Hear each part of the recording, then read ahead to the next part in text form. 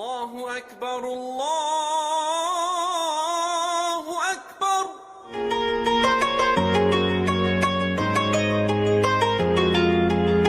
Bagi sebagian masyarakat Indonesia mungkin sudah tak asing lagi dengan kata wakaf.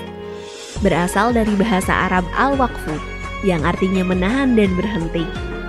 Apabila kata tersebut dihubungkan dengan harta seperti tanah, maka harta wakaf yang sudah diwakafkan pemiliknya dilarang dipindah tangan dalam bentuk apapun. Wakaf menjadi salah satu bentuk ibadah sedekah jariyah yang pahalanya terus mengalir sehingga kerap kali diamalkan oleh sebagian masyarakat muslim Indonesia.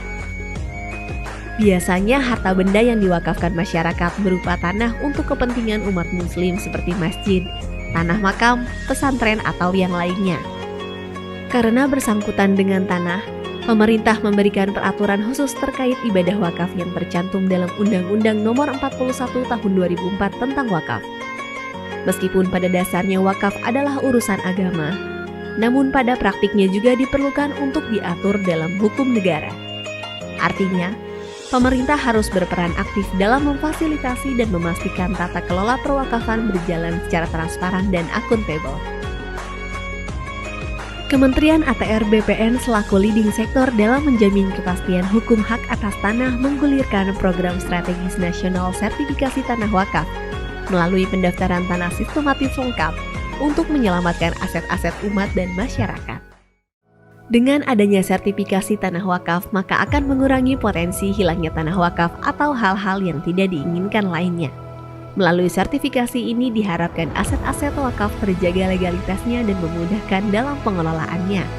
Kementerian ATR BPN sampai dengan tahun 2022 telah menerbitkan sertifikat wakaf sebanyak 194.066 bidang.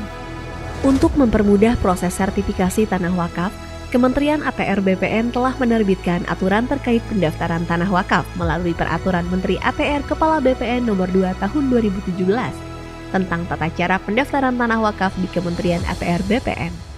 Selain itu, Kementerian ATR BPN juga telah mengeluarkan Surat Edaran Nomor 1/SE-3/2018 tentang petunjuk pelaksanaan percepatan pendaftaran tanah tempat peribadatan di seluruh Indonesia.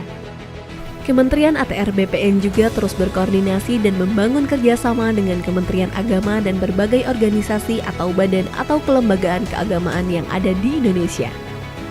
Kementerian ATR BPN juga turut mendukung layanan digital sistem informasi wakaf dengan mengintegrasikan data-data pertanahan, khususnya data mengenai tanah wakaf yang ada di Pusat Data dan Informasi Pertanahan, Tata Ruang dan Lahan Pertanian Pangan Berkelanjutan atau Pusdatin Kementerian ATR BPN. Dengan demikian, diharapkan seluruh tanah wakaf di Indonesia bisa segera didaftarkan dan disertifikasi.